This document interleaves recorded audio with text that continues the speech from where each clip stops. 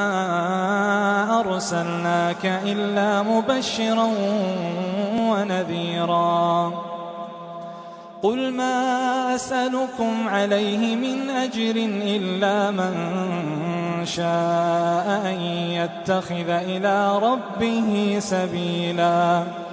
وَتَوَكَّلْ عَلَى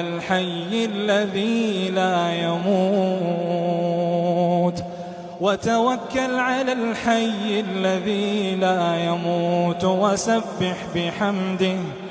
وكفى به بذنوب عباده خبيرا الذي خلق السماوات والأرض وما بينهما في 6 أيام ثم استوى على العرش الرحمن فاسأل به خبيرا